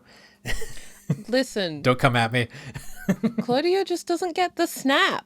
Right? And just like the way that KZ like leans into it, he just puts his whole body, yeah. As much of a cliche as it is to talk about when is it going to be KZ time, it has to happen eventually, I think. The amount, any time that people start talking about the trajectory of a Dreamgate reign or something, and people start speculating about, oh, and then like this person could dethrone this person, and then there will always be a caveat when someone goes, and then this happens, and then KZ wins. Mm-hmm. It's just an addendum. Like everyone just even hopes if KZ it's wins. facetious. Yeah, it's like just even if it's facetious, people do all these mental gymnastics about how it could be. Here's how it could have time. happened. Yeah, and I think they have to know that. They have to know that he's got that kind of support at a certain point, especially if you're talking about the old guard kind of still being pretty firmly in place this year. And the Reiwa 6 not stepping up, I feel like when else do you do it, really? I mean, unless it's like you put it on somebody who, like one of the Reiwa 6 who comes up and takes it off of Yamato, and then we're doing the KZ thing again, though. We're doing the exact thing. Exactly, and that's the point. Is like you always like any KZ fan worth their salt. Exactly, is going to always come up with, you know, these scenarios, and it's like it speaks volumes, I think, about how much people would love to see it and just how charismatic he is and how much people believe in him. And even though I know there are people who have long since given up on it, they'd still go nuts if it ever happened. I can't imagine that people would be tearing themselves apart. I will cry real tears. Real human tears. I've already I've made a promise to myself if we get that big KZ challenge. I'm taking myself to Japan. I'm gonna be there, even if he loses. I will be there. Yeah, I hope to be able to do that too. Like the sheer amount of just great matches and memorable matches I can think of. Memorable matches, memorable moments.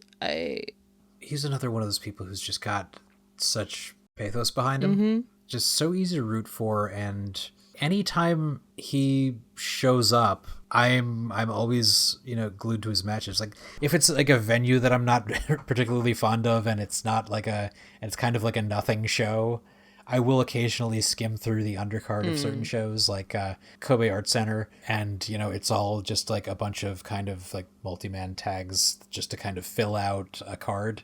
I won't necessarily watch the entire show if I'm strapped for time. Yeah. Like I always intend to, but occasionally I'll skim through the undercard or something.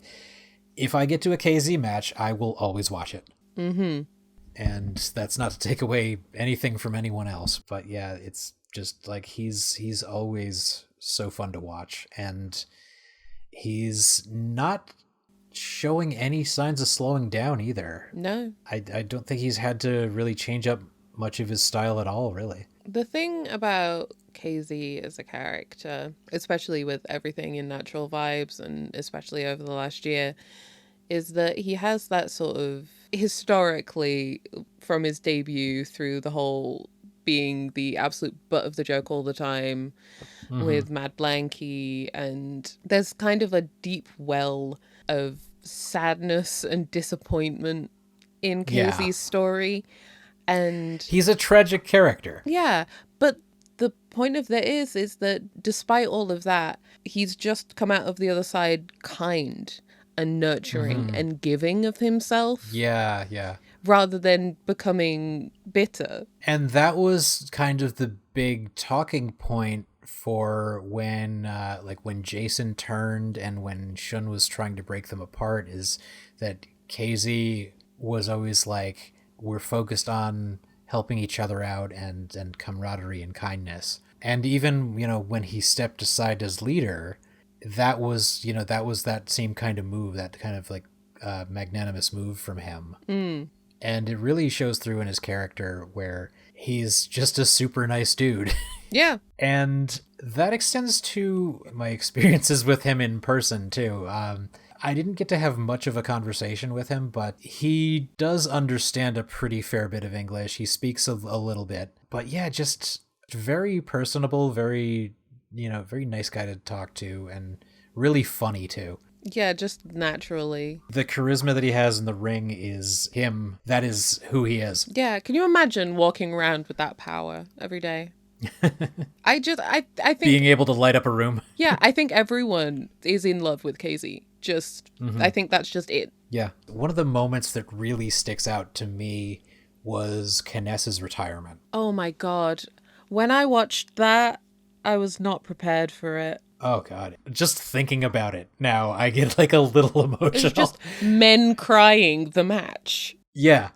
Everybody in the match, including the referee, it's just we're gone. Just crying by the end of it. And that absolute heartbreak every time Kness kicks out. I know. Just refusing to let him end his career, but then eventually just like inviting him to end him. Oh my god. That has to be one of, if not the most emotional matches I've ever seen. I watched that with only having sort of intellectually, I knew the context around it. I knew that this was a retirement match. I'd seen some Kness, but it still had me in a chokehold. Like emotionally, it was just so. It was because it was just real. That was just the real emotion in there, and I. now I'm getting choked up thinking about it. But just like, I mean, the fact that it was 3 older veterans in the ring with KZ, where it was, Kness's eternal rival Dragon Kid and his tag partner Susumu and Kineska, and the fact that the end of the match was sending Dragon Kid and Susumu to the outside so that KZ could finish him off. That speaks so many volumes for just kind of like the love and respect that they have for KZ in the company. And that's why I wonder It's like, what's it gonna take? I think it's just the longest will they, won't they. I mean, it better be worth it once it happens. Well, that's the thing. I don't want to get my hopes up, but I'm sort of like, yeah. I'm just imagining the moment. I mean, I'm of the personal opinion that I think if KZ's going to do it, he kind of has to take the belt off Shun. Yeah. But that's not necessarily hard and fast. But I think that would give the most emotional impact. And I'm all about emotional impact. Especially because of how much shit Shun has given him. Exactly. Specifically him. Exactly. But also, it would be such a banger match. Again. I almost wonder, though, if you go into a match like that, just hypothetically, if just a singles match is not the play, because people will either expect it or say, well, no, it's not going to happen again or whatever. I wonder if you put the belt up in a multi-man match where KZ is not expected to be even involved in the finish, and then he just kind of takes it. Maybe. And I think maybe that has more impact because you don't even have the doubt. You just don't have the expectation at all. At all, yeah. Again, all these scenarios. Booking it again. It's KZ. I don't know what to say. It's KZ. Yeah. I think everyone who doesn't know about KZ is doing themselves a massive spiritual disservice when it comes to their pro wrestling fandom. Yeah. Please believe in KZ time and please love KZ. That's my stance on him. Please love KZ. Please love Truck. God damn it. Knew you'd get that one. Of course. All right, on that note, let's move to our final wrestler individually before we talk about Natural Vibes as a whole and then wrap this up. Strong Machine J. He's an odd case. I do like Strong Machine J a lot, and I think he's got a very high ceiling, but I think that he is pigeonholing himself a bit by insisting on his father's aesthetic. I have a long history of being a disrespecter of singlet and singlet adjacent gear. I do not like them. To a certain extent, it's a little bit overblown, but it's a bit that I do. But one of the quote unquote problems that I always had with Strong Machine J when I was getting into Dragongate was that I just was like, I can't stand this gear. It's so boring. Yeah, I think he could evolve beyond the plain black singlet. And I know he switches it up with some very cool looking masks. I have posted about this before, but I do have a gripe with his mask, specifically the closed mouth version, for two reasons. One is he has the open chin masks where his mouth is visible. One reason is because I just think he can be more expressive during matches if you can see his mouth. Yeah. And the other reason is because anytime he's in a match for more than 10 minutes, you get this weird sweat waterfall dump out of the bottom of his mask suddenly. Delightful. And it's just Couldn't you have observed the social contract and just not mentioned that? It grosses me out every time I see it. If he had any kind of gap in the bottom of his mask, he would not have to deal with that. And also just poor him for having to just sit in that for however many minutes it takes to build up. No, thank you. I really wish he would just switch it up for his matches. And character-wise, I really enjoy him. I like how much fire he's shown in the past year and how he's just so determined to keep getting back up. And I'll talk about this more when we talk about the group as a whole, but I think just as leader of Natural Vibes, I can't fully buy him because of how much KZ is central to the unit. Yeah. But he is still relatively new to that, and he's still got time to grow. I like how instrumental he was in the whole Masked Z thing, and how he was the one who fired up Chapter 4 to become what they are now. And there was some great story in that. And of course, Shun being a catalyst again. It's what he does. Yeah. Interestingly, how Shun has actually shaped Natural Vibes. Yeah, as a sort of architect from the outside. Yeah, like either bringing people into the fold or forcing them out, or sowing discord between them. But yeah, Jay, actually, I thought that the J was short for Junji, Junji Hirata. But apparently it is J for Junior. Junior. It's Strong Machine Junior. Too many juniors. Too many J's. Which is interesting, but again, I think he's very pigeonholed in a way that Mochizuki Jr. isn't. I don't know. I think in the long run, he's really going to need to evolve beyond kind of legacy persona. Yeah. Especially since apparently his dad doesn't even like that he's doing it. Well, let's not get involved there. The thing about Strong Machine J is definitely he's had the UT problem. That's one reason why their whole thing with the cage match was so compelling, is that there are so many parallels between them. And I think I can really see Strong Machine J finding himself this year. Yeah. Like, he's been finding himself. So even if that's not necessarily extended to his leadership of Vibes as of yet, there's a greater sense of depth to his character. There is the way he portrays that as well, in terms of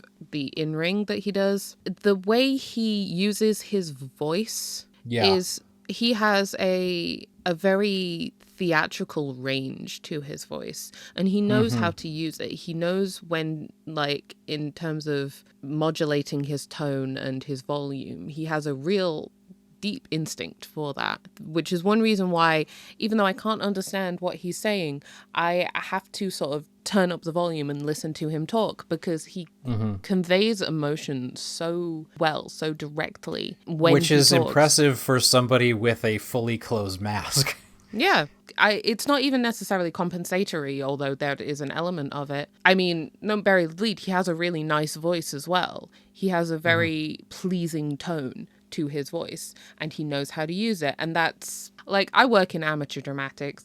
I go to independent wrestling. I hear people that don't really know how to talk all the time. So when someone comes along that can just do it like that just understands that, it's actually more lightning in a bottle than you think. Yeah, he has a certain gravitas to his voice. Yeah, it's me and my theatre background being a big nerd about it. Yeah, and also just the way he presents himself as a performer. I sometimes go back and watch the segment where he breakdances for the first time when he joined Natural Vibes, because just how little anyone was expecting that to happen. I love that. That's the thing when people talk about, when they come up with all these fantasy booking plans and all of these things that they're like, I want this person to do this, and this. And it's like, yeah, but do you know them? Do you know what they're capable of? They might just randomly start breakdancing one day. People have that capability in them, and you wouldn't know because you're just watching the thing. Yeah, that's a really good point, is you never know how good somebody is going to be in a role until they do get that role. Yeah. And that's the thing with wrestling especially, is that there's no rehearsal. Not really. It gets thrown out there in front of a crowd, and it either lands or it doesn't, in a way that you don't get with a lot of other things. Again, as you say, Jay has such a high ceiling, and he has the ability. And the match that he had with Yamato, loved that. Yeah. I've loved all of Yamato's defenses, right? So maybe, I don't know, there's a common denominator, let's put it that way.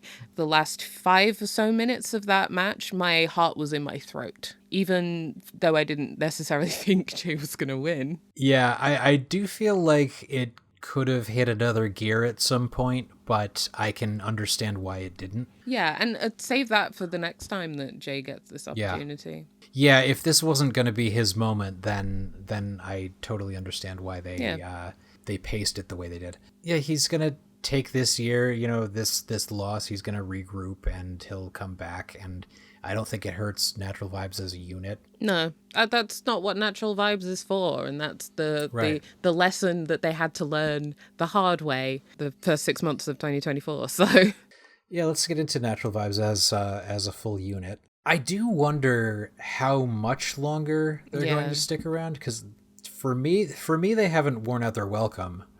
And especially with the whole chapter structure, you can reform with new lineups without getting sick of it. When people have left, it's been a big moment. Like even when Susumu and Genki left, it was it was a big deal. I mean, if we want to talk about men crying in the ring. Like, obviously, Jackie's departure was very emotional. Jason's departure was the ultimate betrayal. Jason, when I find you. And I will find you. Yeah. And even situations where when they reformed for chapter 2 and they just didn't let Punch back in. So real. Natural Vibes just has plenty of life left, I think. I mean, they can go to chapters 5 and 6 for all I know, and they're currently down 2 guys right now, so I think either add somebody or Flamita has to come back, or you lift Shimizu's suspension or whatever. But I think we'll see them come back this year, I think. Yeah.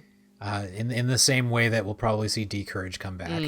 The Natural Vibes serve such a particular, not to get corporate about it, but they serve such a particular role in the setting of the atmosphere. Oh yeah. In Dragongate, that I think does massively go underestimated, because as international fans, as people that aren't going to shows in person and aren't going to these little house shows and stuff, we don't get the sort of the party starting, the necessity that you need when you're in a random building somewhere in the middle of nowhere.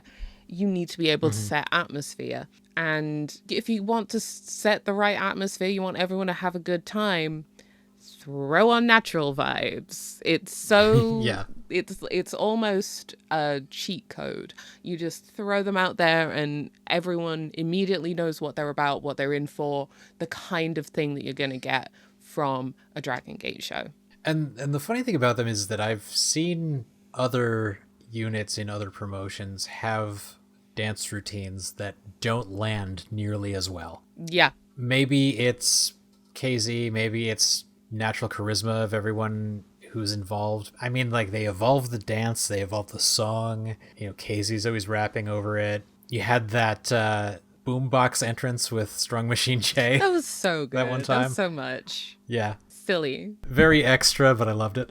Yeah, like you said, not to get too corporate about it, but they're huge merch movers. Yeah, because they set the atmosphere and everyone immediately knows what's going on. You fall in love with them. They're so much fun. And at the same time, everyone can absolutely go in the ring. They have so much charisma and chemistry with each other. And it's what I was saying earlier about, I've only been in Dragongate fandom, I've only been watching for a year. Pretty much as it is right now, this is the unit structure that I inherited when I started watching. The first ever show that I sort of watched in full that sparked my chemicals in my brain is the one where Hyo turned on Z-Brats and Big Hug was, the proto Big Hug was formed. That's how long I've been watching Dragongate. And you have backtracked a fair bit. I have backtracked a fair bit, but in terms of the things that I have the most direct emotional connection to, it's the unit layout that we have right now, basically. I've not been there for any of these big shakeups. I don't know what I will feel when any of these core units disband. But Natural Vibes is the one. When it's not in hindsight and when you're watching it in real time, when there's a huge shakeup, yeah. There will be a massive space when Natural Vibes calls it quits for whatever reason. And because Natural Vibes is even with the chapter structure, it's the longest running unit in the entirety of the company. I would have to look it up. I know Jimmy's went for a really long time. If you want to count Toryumon also, I think Crazy Max might have been longer. I'm not entirely sure on that. I'll fact check that and probably figure it out in post. Work it out in the remix. Yeah. But they have a longevity. Yeah, very long tenure. And then there's that, that gap when the Generation War was going on. Yeah, that kind of just, that's there. It's a blip. It's basically, the time sort of folds in on itself with all of that. Heal unit disbands, another one springs up in its place. Gold Class or Decourage or Paradox, they can break up eventually and they'll all, land somewhere else. New units will form out of those. Natural Vibes is so integral to the feel of modern Dragongate now that, I don't know what happens. I don't know what it feels like anymore when they're gone. And what replaces that. I think that's the only reason why going into everything, like when everything was kicking off, I was fairly sure that we weren't heading for a unit disbands match, because I just didn't see that they'd be putting Natural Vibes at that kind of risk. But that didn't mean that there wasn't going to be significant impact. But yeah, it is one of those things. I think so much of the identity of Dragongate feels like Natural Vibes to me. Maybe after like a couple years absence, you can form a unit that kind of, maybe doesn't have like that whole party boy aesthetic, just kind of fills the void of the kind of like fun-loving guys kind of thing, because that's what Jimmy's was. Yeah, exactly. I think that then there needs to be something that fills the same, not entirely, but like it hits that emotional space. Whilst everyone's going being serious about big belts, you need someone that's just going to set the emotion, set the energy in the room. It's going to be Kung Fu Masters Chapter 4 or whatever it is. And it's just Ho-Ho Loon. It's just Ho-Ho. It's just Ho-Ho. And a rotating cast of Shenlongs. Oh, it's like the Strong Machines, but the Shenlongs. They'll get the original one back. There's something in this, I swear. Well, that is a wrap for our entire roster assessment here. And boy, are my arms tired. Thank you so much for joining me in this. I had no idea it was going to be as big as it became, but I'm not surprised. Thank you for having me. Where can we find you? Paradise Vibes is on Spotify currently. Relaunching Paradise Vibes, so keep an eye out for that. Hopefully, just because of circumstances, over the holidays things got a bit complicated, so we haven't had the chance to properly get back into recording. Hopefully we can get that going again. But I'm on Blue Sky, Twitter still, sorry, Instagram, all at EdenX sometimes, all one word, lowercase, and that's me. Well, thank you once again. Absolutely. This wraps up our discussion of the current roster and unit lineup. Since we covered everyone, it's likely that doing this again next year would be a lot shorter and more based on the changes we've seen over that length of time. So thanks for joining us, and if this series is well received enough, I might venture into more audio-based content in the future because it's easier to produce. Thanks again to Eden for tolerating me for 10 hours. As of this posting in mid-February, I'm planning on going to the Dragongate Prestige and Defy shows in April, the week before Vegas, but Vegas itself is a long shot. I'm not doing a Rey de Parejas video this year because we only get to see a few matches from it, so my next major preview will be Dead or Alive. I'm also working on a long-form video about my favorite Toryumon match, so look for that soonish. If you like what I do here, please subscribe, and if you really like what I do here, buy me a coffee. See you soon.